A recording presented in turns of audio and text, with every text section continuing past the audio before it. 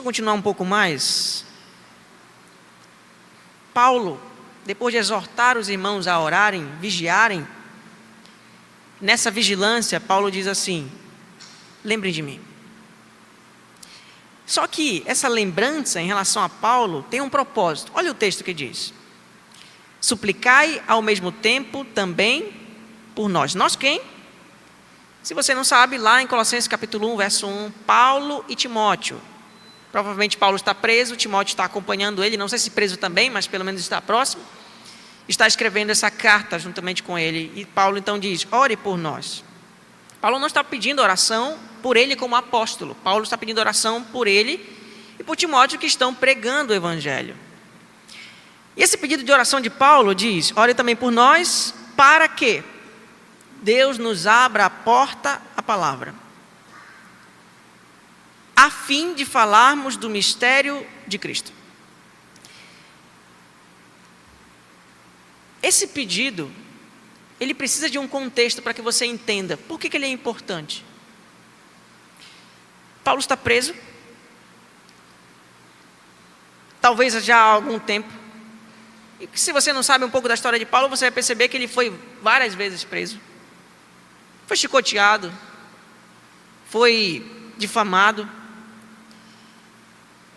E na prisão, pode ser a prisão, já pegou prisão domiciliar e também pegou prisão de calabouços escuros, onde você passa dias e dias sem ver a luz do sol, com uma corrente no seu calcanhar, com ratos e baratas passando.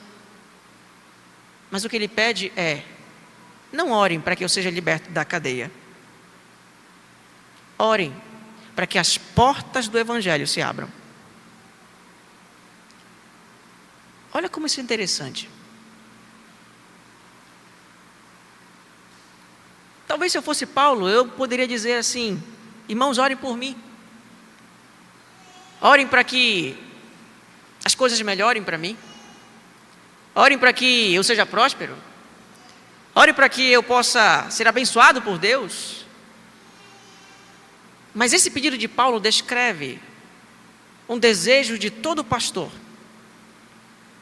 Todo pastor está mais preocupado com o evangelho do que com o seu conforto. Um verdadeiro pastor está preocupado com o evangelho do que com bênçãos para si mesmo. Essa é a nossa verdade. Paulo está algemado por causa do evangelho, mas não pede oração por si. Ele pede para que as portas do evangelho se abram. Isso nos leva então ao nosso primeiro princípio desse trecho. O ministro do evangelho está mais preocupado com a pregação do evangelho do que com a tranquilidade de vida. Nós, ministros do evangelho, precisamos avaliar o motivo pelo qual estamos no ministério. O tempo inteiro. Porque se vocês são tentados, nós muito mais. Precisamos refletir, nós, ministros, se realmente nos sacrificamos pela igreja ou queremos nos beneficiar com ela. Precisamos ser bons exemplos de piedade, de moral, de honestidade, para combater os péssimos exemplos que se espalham na igreja em todos os lados.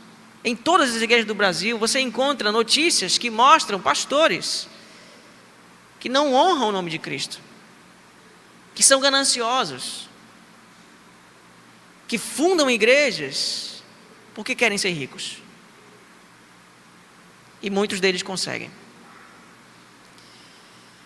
Há ministros, irmãos, infelizmente, na frente de igrejas que são gananciosos, que pensam primeiramente no seu salário, antes de pensar no evangelho. Tudo para eles é dinheiro. Eles ambicionam milhões, melhores salários. Quando a igreja cresce, eles não buscam auxiliadores para poder alimentar a igreja. Pelo contrário, eles afastam para que o seu salário aumente. Infelizmente, há pastores assim. Há pastores acomodados também, que fizeram do ministério um lugar para terem uma vida tranquila e leve. Eles vêm no domingo, pregam um sermão, vêm na quinta, dão um estudo e está tudo resolvido. Infelizmente, há pastores assim. E nós, pastores, precisamos nos policiar o tempo inteiro para não restringir o nosso ministério somente com o ensino da palavra. Porque o ensino da palavra, formal, sistemático, aos domingos e aos cultos normais, não é se preocupar com a igreja. Nós precisamos desenvolver um ministério que possa assistir a igreja, mesmo que isso custe um pouco mais do nosso esforço. Se nossas igrejas querem ser pastoreadas por membros que estejam alimentados, precisamos orar por pastores que as alimentem. Por isso você precisa orar por nós. Não tenha dúvida de que o número de tentações em relação a pessoas que estão no ministério é muito maior do que o número de tentações de pessoas que são pastoreadas. Se há algo que você precisa fazer, é lembrar de nós. Lembre-se de nós em suas orações, porque nós precisamos delas.